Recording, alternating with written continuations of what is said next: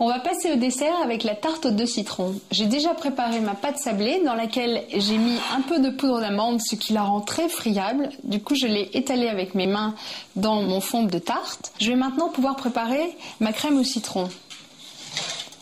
Alors, j'ai choisi des citrons verts et des citrons jaunes parce que j'aime l'amertume des citrons jaunes et j'aime le parfum des citrons verts. Alors, dans mon saladier, je vais casser mes œufs entiers. Je vais ajouter le sucre en poudre et je vais fouetter assez rigoureusement jusqu'à ce que le mélange blanchisse et double de volume. Vous pouvez faire ça au fouet électrique aussi si vous êtes flemmard.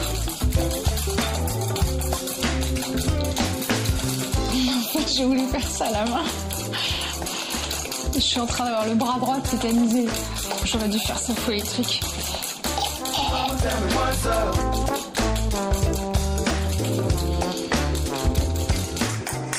Je vais râper mes citrons. J'ai choisi évidemment des citrons non traités. Je les ai lavés. Je vais les râper au-dessus du saladier. Ça sent bon l'odeur du zeste, j'adore.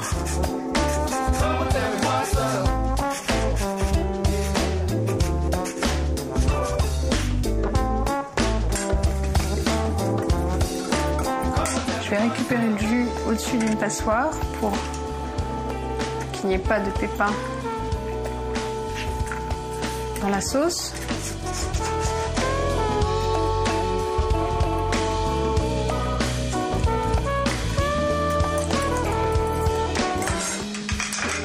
Je vais allumer le feu sous ma casserole. Je vais verser ce qui est dans mon saladier à l'intérieur de la casserole. Et je vais commencer à faire cuire à feu très doux.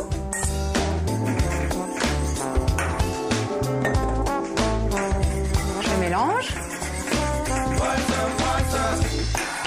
Et je vais ajouter mon beurre coupé en petits morceaux. Alors vous dites, ça fait beaucoup de beurre, c'est vrai, mais c'est nécessaire pour contrebalancer l'acidité des citrons. Puis vous n'en mangerez qu'une petite part à la fin du repas. La seule difficulté de cette recette, c'est que la crème ne doit pas attacher sur les bords de la casserole. Le sucre et les œufs font qu'elle colle très vite aux parois, donc surtout, ne cessez pas de mélanger. Mon beurre commence à fondre et je vais continuer la cuisson pendant environ 8 à 10 minutes jusqu'à ce que la crème épaississe. Une fois que ma crème aura épaissi, je vais arrêter le feu et je vais la laisser refroidir et je vous laisse découvrir la liste des ingrédients.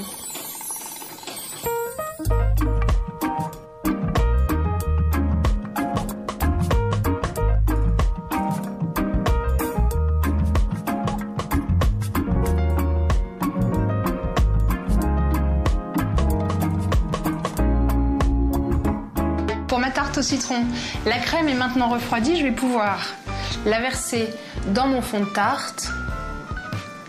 Alors si jamais il vous en reste, conservez-le au frais et tartinez vos tranches de pain grillé le matin au petit déjeuner, vous verrez, c'est délicieux. Je n'ai plus qu'à... c'est un régal. Je n'ai plus qu'à ôter le cercle délicatement. Voilà.